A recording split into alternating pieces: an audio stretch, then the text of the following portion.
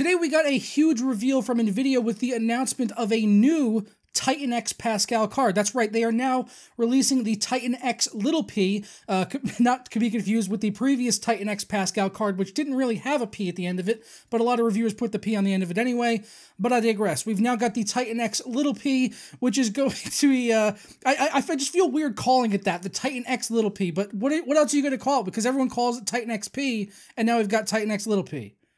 Even though it's actually a bigger card. I mean, not physically, but, you know, it's got more CUDA cores and faster video memory and all that good stuff. So basically what they're doing is, because I mean, this is my assertion, is that they're releasing this card because the 1080 Ti basically made the previous Titan X Pascal card, you know, it had no purpose. It has no purpose to exist any longer after the release of the 1080 Ti coming out at the price point that it did, so much lower than the other Titan X, and also beating it in some cases, even though it's got 1 GB less of DDR5X, it actually had faster DDR5X because Micron apparently spent some more time refining their fabrication and everything, and we got faster RAM at the end of the day. It ended up coming out at 11,000 megahertz out of the box compared to the 10,000 megahertz of the GTX 1080 and the previous Titan X Pascal card. So now they're going to be putting out a Titan X little p that's going to be running at 11,408 megahertz, so that's going to be even faster than the 1080 Ti, but they're still maintaining the 12 gigabytes of DDR5X. They've also kept the same ROP count from the other Titan X,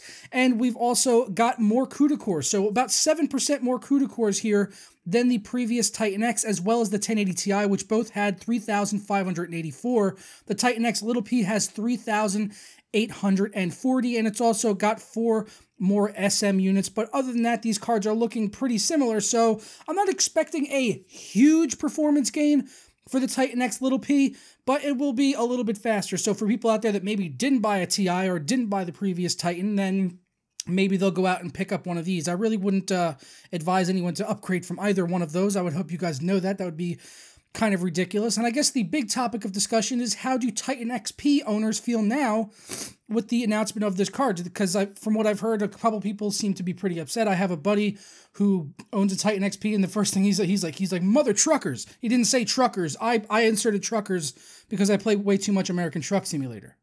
But anyway, yeah, he's not happy that they went ahead and pushed this card out. Other people are not happy. I saw Jay's video where he wasn't too happy about it.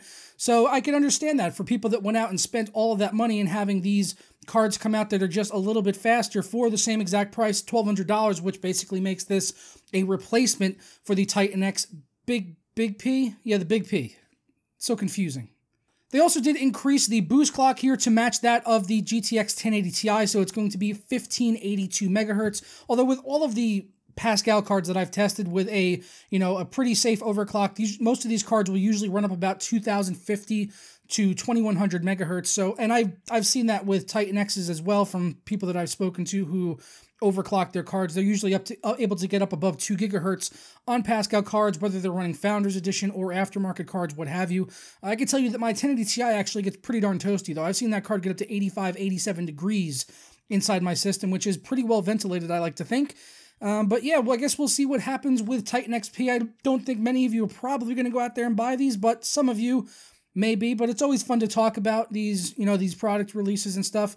And I don't know if this is going to be the last card that Nvidia releases in the Pascal lineup. I kind of thought we were done with the 1080 Ti, and I gotta wonder if this was planned all along with the Ti be coming out. I mean, you got to think that it was. I mean, the timing is basically, it looks like Nvidia, was like, okay, we're going to push the Ti out, we're going to get people to buy these cards, and then once they're done with that, we're going to push out something a little bit faster because those people, it is what it is. Nvidia's making money.